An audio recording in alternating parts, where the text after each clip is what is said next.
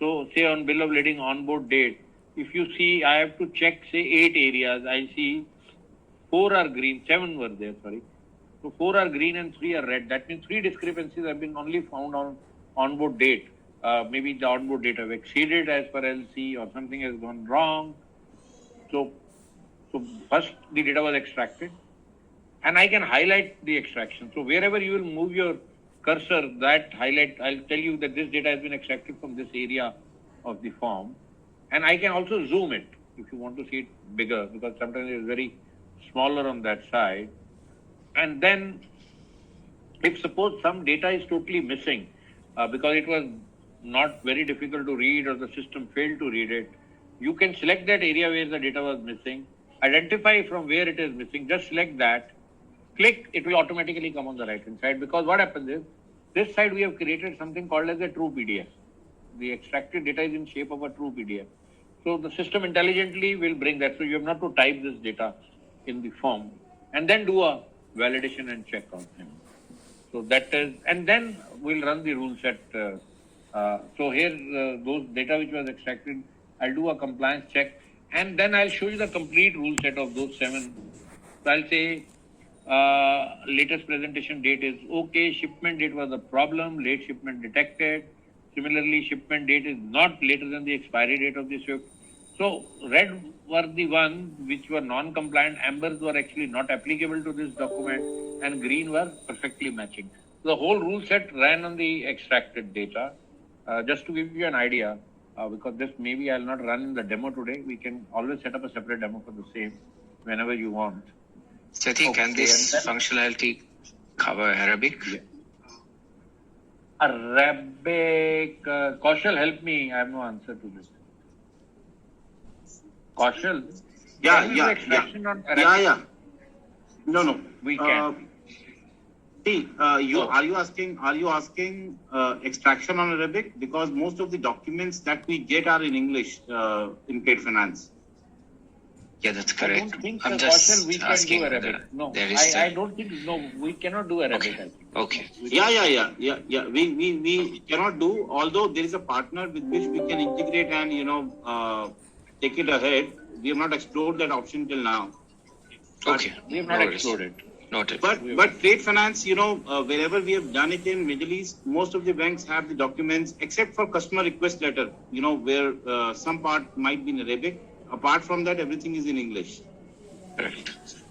Right. The problem is even we extract in Arabic, although we can extract, but translation is impossible. We'll translate it wrongly.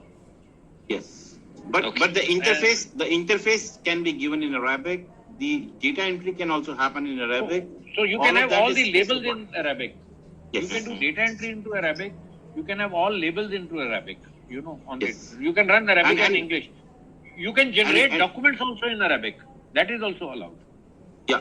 But extracting Arabic, I don't think so. We can't. All your debit advices, all your customer communication can go in English as well as in Arabic in one single document. Okay, nice. Yeah. Please go ahead. Yeah. So I think instead of showing it now, let's go to the demo, because this was a major area I wanted to cover. Anything else you want me to cover? Trade intelligence we'll show in the demo itself, but let me explain it here for a minute. Yeah, the most important, I think there were 3-4 points that I stressed during our last meeting, right? One of them was the Islamic module that we would really like to see. I think, Shiv, you also agree, right? Islamic module is what we really would like to see. If you can demonstrate it now. Sure. Yeah, Sachin. What are the other things? Ms. Reddy, just hold on. What are the other things, Mr. Rudy? 1 second. Shiv, do you have any I'm sure I kind of get the workflow from what's been explained so far from the conventional perspective, so I'm okay with that. I think if we can look at the Islamic and then in supply chain, Supply chain, yeah. What about supply chain, Islamic? We have complete supply chain finance module as well. Yeah, I think these two. And other than that, the back office part, I think that is like our third or fourth priority. What I understand, we'll run 3 things for you. Mm-hmm. We'll show you one back office transaction, maybe an import LC opening. Do you want to see the portal portion also? Sorry, what? Portal. Do you want to see the portal portion also? I don't think we need to see that because we have our own in-house portal the customers will use. So no, we don't need to see all one. I think. Good. That's So right. what And from what you were saying, that it can connect to any Yes, portal, yes, right? So yes. for user, yeah. We can. Yes, We can. So that's fine. Yeah. This entire application is SOA based, basically, so it has around 800 plus out of the box RESTful APIs, which can be consumed by any third party engine.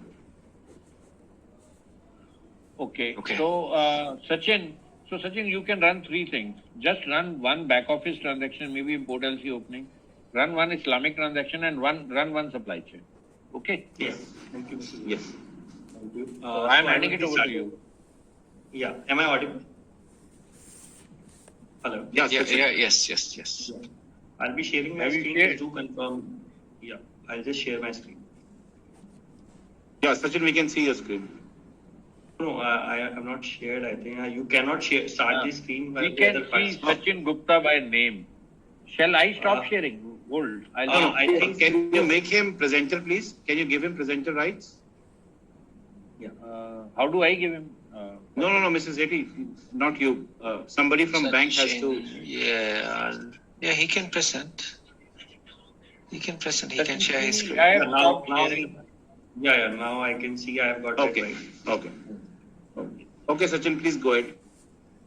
Yeah. So is my screen visible now? Yeah, Sachin. Okay. So this is the transaction. So just let me just go back and start the transaction. So this is the login page of the bank for the bank user, and so now we are asking like the case wherein the transaction would get initiated from the branch end. That is, the physical walk-in request would be received from the customer, or it can come from the portal. But both the requests would land up at the backend maker.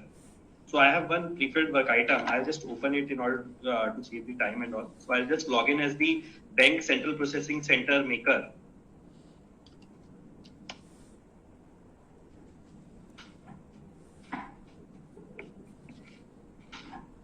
So once the user logs into the system, so this is a central processing maker who has logged into the system, and he can actually check the volume for the day at the branch. So this particular dashboard as of now is showing me all the import LC transactions that are flowing from the portal or from the branches to the backend team. So you would see I can see the pendency at the branch, which is already there and however is not shifted to the central processing center.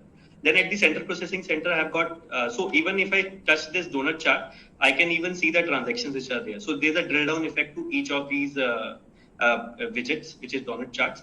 So pending at the central processing center, I can see which all transactions are lying at the maker.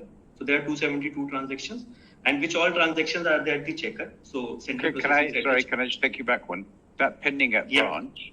So let's say a Yeah. customer walks into our branch, gives me an application form. Yeah, okay.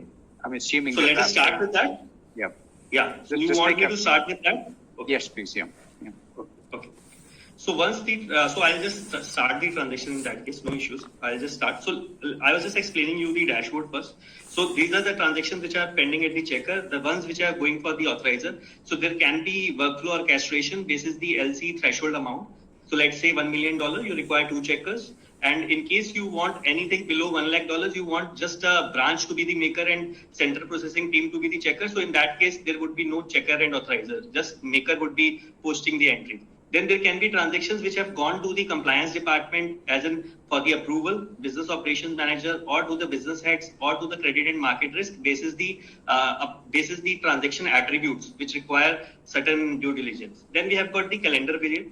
So calendar widget highlights all the important payment dues for this. So let's say there's a buyer's credit payment due, there's an import LC due for development, or recovery of the development needs to be done. So all these dates can be diarized over here in this calendar. So the user can click on to any of the dates and can diarize the event. Further, we can call for the collaboration between different departments. So let's say there's a collaboration over a transaction which is required to be documented. We can do that thing as well. So we can call for the credit department if any ad hoc limits are required, any business relationship manager approval or what we call recommendation is required.